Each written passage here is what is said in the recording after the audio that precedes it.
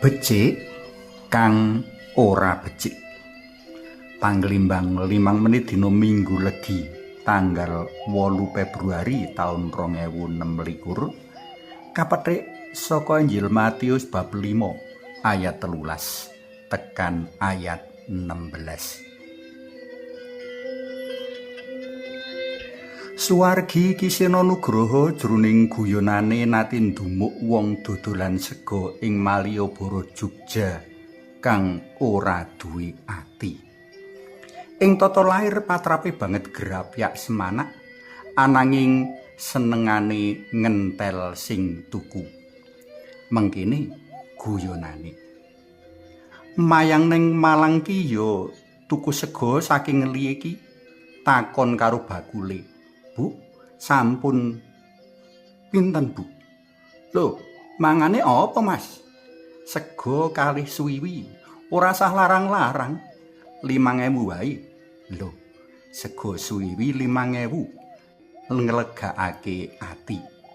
Arepa swarane kasar ning nglegakake ati. Nanging kowe ning Malioboro ngyoja kono. Sampun, Bu. Injih. Daharanipun menapa? Kula sekul kalian endhog. 100 kalih dosa mudhar kowe. Nadyan kapratelakake kanthi guyon kanggo wong kang darbi perasaan, guyonane Kisena Nugroho kuwi banget ing nylekit.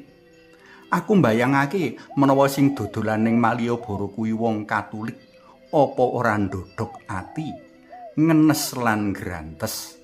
Wong Katulik ora duwe ati kanggo pepadane kang keluwen. Kanggo golek badhe saakeh-akehe wong Katulik mentala ngentel pepadane. Apa kanthi mengkono ya bakal enggal sugih? Durung mesti.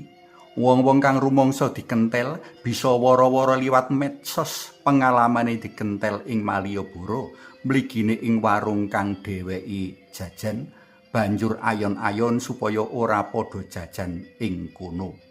Genti saiki bakule sing mudhar.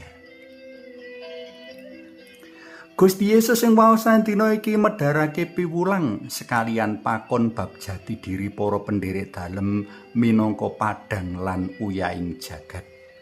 Kowe mono uyahing jagat, menawa uyah mau dadi kembo, njur nganggo apa dheweke diasinake? Ora ana meneh gunane kejaba dibuang lan diidak-idak wong. Selaras karo piwulang dalem Gusti, para pendherek dalem nguyahi jagat nganggo patrap tumindak becik minangka pratelan saka pakon tresna tinresnan. Wong Katulik tumindak becik ing urip padinan ora mung ing mangsa-mangsa tertemtu wae. Wong Katulik tumindak becik marang sapa wae ora amung sedulur sak nunggal kapitayan, nanging luwih-luwih marang wong-wong kang kesrakat lan kapesan. Rikala wong Katulik kelangan rasa welas asihe, dheweke dudu pendherek dalem Gusti. Rikala wong Katulik kelangan kaperdulene marang pepadha, dheweke dudu pendherek dalem Gusti. Rikala wong Katulik kelangan kabecikane, dheweke dudu pendherek dalem Gusti. Kejaba ngisi-sini merga wis ngorek-orek wadala dalem Gusti.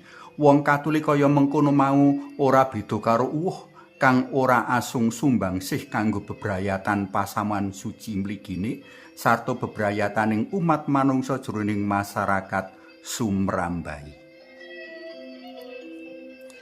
Para tresna PLM kinasih, guyonan bakul Malioboro amung sawijining conto, nanging prastawa kuwi pancen dumadi ing endi-endi.